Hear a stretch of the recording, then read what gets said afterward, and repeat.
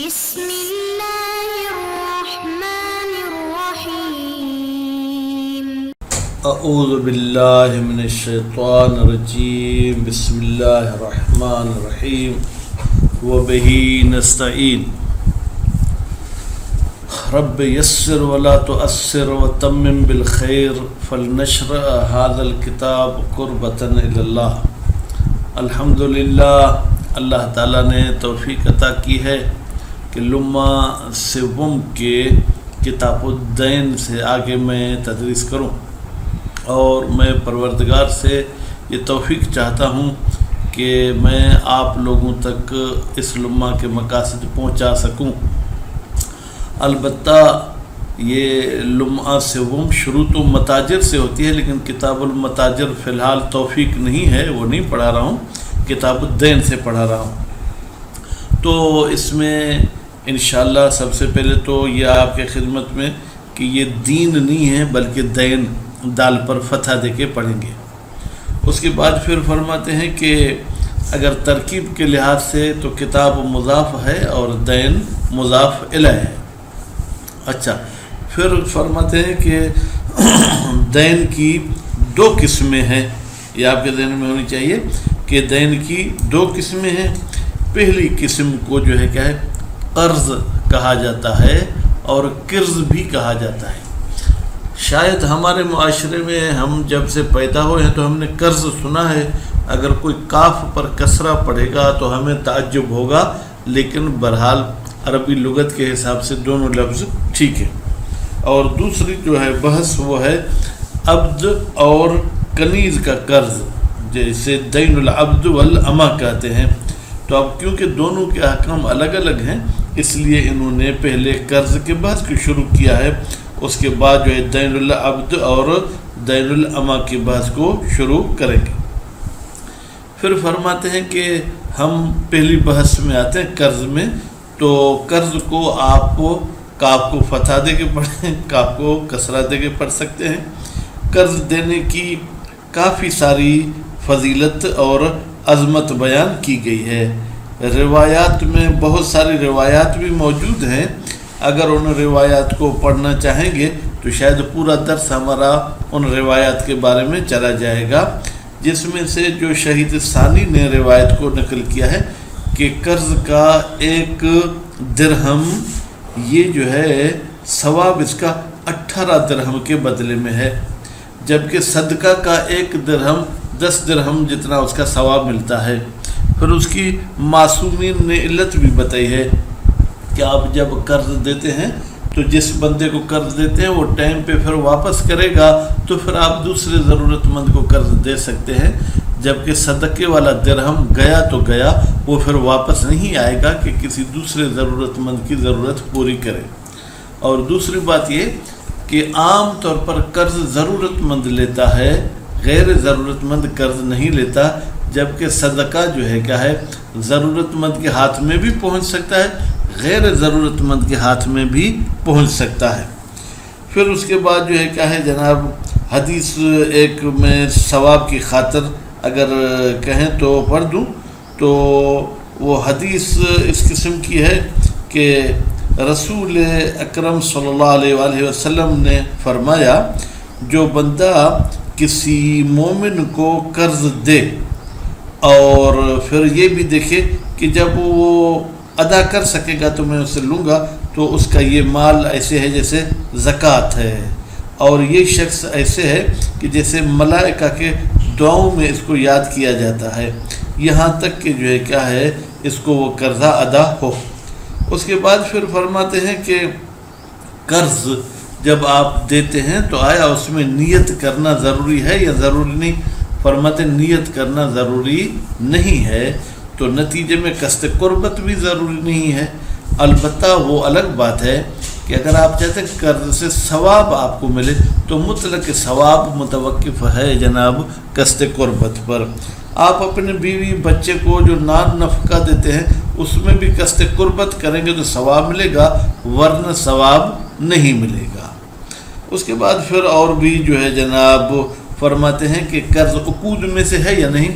بالکل عقود میں سے ہے، جب عقود میں سے ہے تو اس میں ایجاب اور قبول بھی ہونا چاہیے۔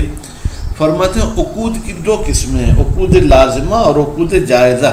یہ کون سے عقود میں سے؟ عقود جائزہ میں سے۔ عقود جائزہ کا مطلب یہ ہوتا ہے کہ متعاقدین جب بھی اس عقد کو توڑنا چاہیں تو توڑ سکتے ہیں، جبکہ عقود لازمہ کا مطلب یہ ہوتا ہے کہ وہ عقد ہونے کے بعد اب اس کو جب تک کوئی شرعی وسیلہ نہ ہو اس کو نہیں توڑا جا سکتا ہے۔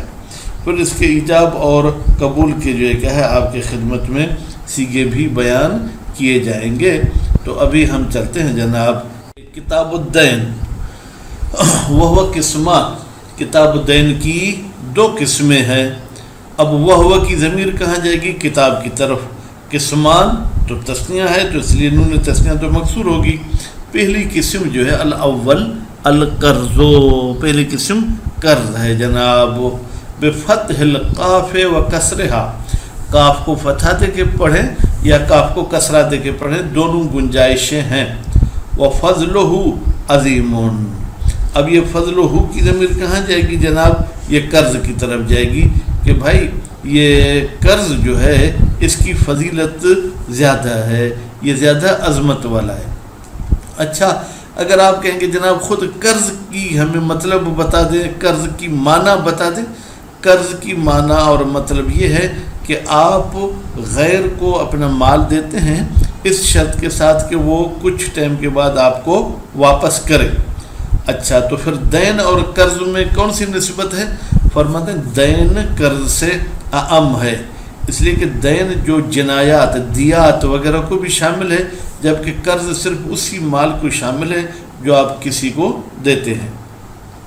وَدِرْهَمُ مِنْهُ، فرماتے قرض کا ایک درہم ب8 درہمن، وہ 18 درہم کے جو ہے برابر ثواب رکھتا ہے، یعنی گویا کہ آپ نے 18 درہم کو جو ہے کیا ہے وہ ثواب کما لیا ہے۔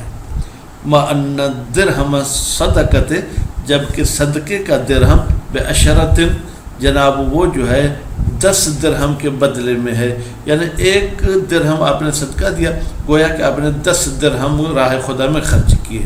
قیل، کہا گیا ہے، وَالسِّرُّ فِيهِ، بھائی کیا راز ہے کہ قرض 18 درہم کے برابر ایک درہم اور صدقہ 10 درہم کے برابر؟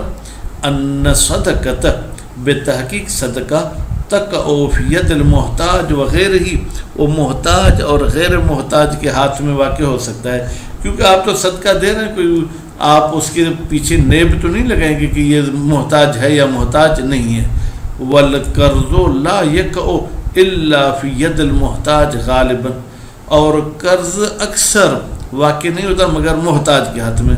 وہ الگ بات ہے کہ ہمارے پاکستان کے حکمران بھی محتاج سے بھی زیادہ محتاج ہیں کہ قرضہ قوم کے نام پر لیتے ہیں اور عیاشیاں خود کرتے ہیں۔ وَأَنَّ دِرْهَمَ الْقَرْض، اور دوسرا سبب کہ بھائی قرض جو ہے کیا ہے 18 کے برابر ہے، وہ قرض کا درہم یعود مالک کی طرف لوٹ آتا ہے، فَيَقْرِضُ ثَانِيًا، پھر وہ دوبارہ قرض دیتا ہے۔ وَدِرْهَمُ الصَّدَقَةِ لَا يَعُودُ، جبکہ صدقے والا درہم واپس نہیں آتا۔ وَعْلَمْ، تو جان، اب گویا کہ یہاں سے احکام قرض کو آہستہ آہستہ شروع کر رہے ہیں، تو جان لے ان القرض لا يتوقف على قصد القربت، قرض دینا متوقف نہیں ہے قصد قربت پر کہ میں قرض دے رہا ہوں زید کو قربت للہ۔ وہ مطلق ثواب یتوقف ہو، جبکہ مطلق ثواب، مطلق ثواب سے مراد کیا ہے؟ واو کو واو حالیہ لے لیں، در حالی کے مطلق ثواب، یعنی ہر عمل کا ثواب یتوقف ہو، وہ متوقف ہے علیہا جناب اس قصد قربت پر۔ فلیس کل قرض، تو نتیجے میں ہر قرض پر ایسا نہیں ہے کہ یترتب علیہ ثواب، اس پر ثواب بھی ملے، بخلاف صدقۃ، لیکن صدقہ میں ثواب ملے گا چاہے قصد قربت کریں چاہے قصد قربت نہ کریں۔ فإن القربت بتحقیق قربہ معتبرۃ فیہا، وہ صدقے میں معتبر ہے، یا تو پھر یوں کہیں بخلاف صدقہ، یہ جو میں نے کہہ دیا کہ چاہے قصد قربت ہو چاہے نہ، دونوں صورت میں ثواب ملے گا، ایسا نہیں ہے بھائی۔ صدقے میں قصد قربت معتبر ہے، فاطلاق کون درہم القرض بثمانیۃ اشہر، آپ نے تو مطلق کہہ دیا کہ قرض کا 1 درہم 18 درہم کے بدلے میں ثواب رکھتے ہیں، اس میں قصد قربت کی بات نہیں کی، کیوں؟ فرماتے اس کی 2 توجیہیں ہیں، اما مشروط بقصد القربہ، یا تو اس قرض میں شرط ہے کہ قصد قربت والا 18 درہم کے بدلے میں ہوگا، او تفضل من اللہ تعالی، یا یہ اللہ تعالیٰ کی طرف سے ایک خاص عنایت ہے کہ میں نے قصد قربت نہ بھی کیا ہو تو بھی مجھے وہ 18 درہم دے گا من غیر اعتبار ثواب، لیکن اس میں ثواب نہیں ملے گا، بواسطۃ الوجہین، فرماتے ہیں ان 2 وجہوں کی وجہ سے۔ ان 2 وجہ سے مراد کیا ہے؟ فرماتے ہیں ان 2 وجہ سے مراد یہ ہے کہ صدقہ جو ہے کیا ہے وہ محتاج کے ہاتھ میں بھی ہوتا ہے، غیر محتاج، اور قرض لوٹتا ہے اور پھر واپس جاتا ہے۔ وَقَدْ يَقَعُ تَفَضُّلُ عَلَىٰ كَثِيرٍ مِّن فَاعِلِ الْبِرِّ، اور اللہ تعالیٰ کا تفضل واقع ہوتا ہے، ملتا ہے بہت سارے نیکی کے انجام دینے والوں کو، من غیر اعتبار القربت، اس میں کوئی قربت معتبر نہیں ہوتی ہے، کل کرم، جیسے کہ آپ کرم کرتے ہیں، کرم کا مطلب کیا ہے؟ سخاوت وغیرہ کرتے ہیں۔ خوب وَيَفْتَقِرُ، اور یہ قرض صاحب محتاج ہے الی ایجاب و قبول، ایجاب کی طرف اور قبول کی طرف، وسیغۃ، اچھا اب ہمیں سیغہ بتائیں کہ ایجاب میں کیا سیغہ ہوگا، قبول میں کیا؟ اقرضتک، میں نے تجھے قرضہ دیا، او انتفع بہی، یا تو اس مال سے نفع اٹھا لے، او تصرف فیہ، یا تو اس مال میں تصرف کر، او ملکتک، یا میں نے تجھے مالک بنایا مال کا، او اسلفتک، یا میں نے یہ مال تیرے پاس رکھا ہے تاکہ بعد میں تو ادا کرے، او خذ ھذا، یا تو یہ مال لے لے، او اسرف ہو، یا تو اس مال کو خرچ کر، وعلیک عوضہ، اور تجھ پر لازمی ہے کہ تو اس کا جو ہے کیا ہے وہ عوض دے۔ تو یہ الفاظ تھے ایجاب کے۔ وما ادى هذا المعنى، یا فرماتے کوئی ایسے الفاظ ہوں جو یہ معنی جو ہے کیا ہے ہمیں پہنچائیں، یہ معنی ہمیں بتائیں، لأنه، اس لیے کہ یہ جو قرض ہے من العقود الجائزہ، یہ عقود جائزہ میں سے ہے، اس لیے وہی لا تنحصر فی لفظ، اور عقود جائزہ منحصر نہیں ہوتے ہیں خاص الفاظ میں ایجاب اور قبول کے لحاظ سے، بل تتعدی، بلکہ یہ عقود جائزہ ادا ہوتے ہیں بما افاد معناہا، ہر اس لفظ کے ساتھ جو عقود کی معنی کا فائدہ پہنچائے۔ وَإِنَّمَا يَحْتَاجُ، بتحقیق یہ قرض محتاج ہے، الی ضمیمت، کہ اس میں ضمیمہ کیا جائے، کیا؟ وعلیک عوضہ، اور تجھ پر ہے کہ یہ جو چیز لے رہا ہے اس کا عوض دے، ما ادا صیغۃ الاولی، پہلے سیغے میں یہ عوضہ والی قید لگانا ضروری نہیں، پہلا سیغہ کیا تھا؟ اقرضتک، فإنہا، بتحقیق یہ پہلا سیغہ، صریحۃ، یہ بالکل واضح ہے، فی معنی ہو، قرض کی معنی میں، لا تفتقر، یہ پہلا سیغہ محتاج نہیں ہے، الی انضمام امر آخر، کہ اس میں کوئی ضمیمہ کیا جائے کہ مثلا تو اس کا عوض دینا یہ ہو۔ فیقول المقترض، ایجاب تو وہ کرے گا جو قرض دیتا ہے، مقترض یعنی قرض لینے والا، مقترض کیا کہے گا؟ قبل تو، بھائی میں نے یہ قرض قبول کیا، وشبہ، یا مثلا رضی تو، بھائی میں راضی ہوں، ممن دل علی رضا بالایجاب، یعنی ایسا لفظ کہے جو دلالت کرے کہ یہ مقترض ایجاب پہ راضی ہے۔ اگر ایجاب میں کہتا ہے کہ تم اس مال میں تصرف کرو، کہتے جی میں ابھی جاتا ہوں اور گھر کا راشن لے لیتا ہوں۔ واستقرب فی الدروس، مصنف یعنی شہید اول نے کتاب دروس میں قریب حساب کیا ہے، شمار کیا ہے، الاکتفاء بالقبض، کہ صرف وہ پیسہ لے لینا وہی جو ہے کیا ہے جناب کافی ہے۔ خوب، اور جو ہے کیا ہے کہ حالی ہوئی پوچھ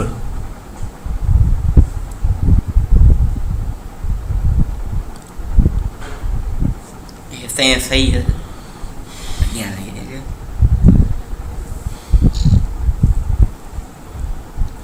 پیچھے والی پر عبارت تو کہیں کہاں ہے؟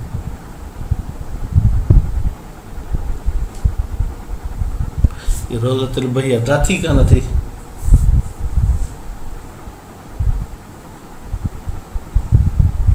اور ہی ہٹ چی پوتا